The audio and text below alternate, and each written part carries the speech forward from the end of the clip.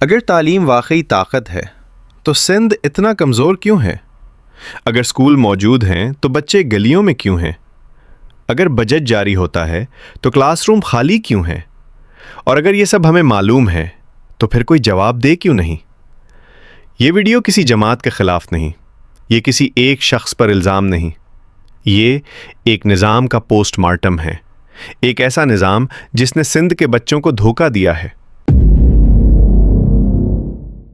سندھ، جہاں دنیا کی قدیم ترین تہذیب نے جنم لیا، آج اسی سندھ میں دیہی علاقوں میں بچے اسکول تک نہیں پہنچتے، شہروں میں تعلیم معیار سے خالی ہے، لڑکیاں سب سے زیادہ متاثر ہیں۔ یہ غربت کا مسئلہ نہیں، یہ صرف وسائل کا مسئلہ بھی نہیں، یہ انتظامی ناکامی ہے۔ سوال یہ ہے، کیا مسئلہ ہمیں نظر نہیں آتا یا ہم نے دیکھنا چھوڑ دیا ہے؟ سندھ میں ہزاروں اسکول ایسے ہیں جو صرف کاغذوں میں زندہ ہیں۔ ان اسکولوں میں اساتذہ تنخواہ لے رہے ہیں، فنڈز جاری ہو رہے ہیں، حاضری رجسٹر بھرے جا رہے ہیں، لیکن حقیقت میں دروازوں پر تالے، کلاس روم کھنڈر، بچے کھیتوں میں۔ یہ کوئی راز نہیں، یہ سب کو معلوم ہے۔ تو سوال یہ ہے، جب سب جانتے ہیں تو کوئی روکتا کیوں نہیں؟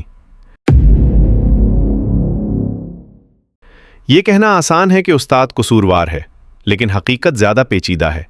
سندھ میں کئی اساتذہ بغیر تربیت کے بھرتی ہوئے، کئی سیاسی سفارش پر آئے، کئی کو کبھی سکھایا ہی نہیں گیا کہ پڑھانا کیسے ہے۔ جب استاد خود غیر محفوظ، غیر تربیت یافتہ اور غیر جواب دہ ہو تو وہ معجزہ کیسے کرے؟ یہ الزام نہیں، یہ ایک ناکام نظام کی علامت ہے۔ سندھ کا بچہ سوال نہیں سیکھتا، مسئلہ حل کرنا نہیں جانتا، صرف یاد کرتا ہے۔ دنیا اے آئی سیکھ رہی ہے، لاجک اور کریٹیوٹی پر جا رہی ہے، اور ہم اب بھی 50 سال پرانے طریقوں پر اڑے ہوئے ہیں۔ یہ صرف پسماندگی نہیں، یہ ذہنی قید ہے۔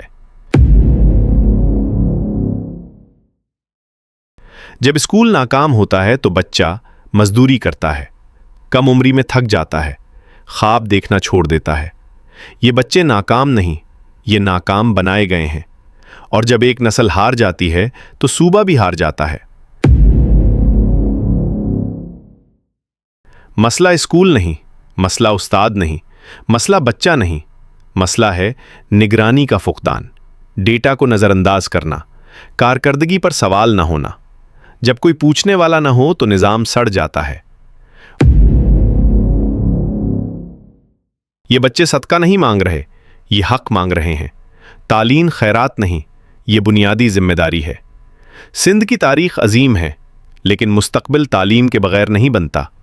آخری سوال یہ نہیں کہ نظام خراب ہے یا نہیں، آخری سوال یہ ہے، کیا سندھ اب بھی خاموش رہے گا یا اپنے بچوں کے لیے کھڑا ہوگا؟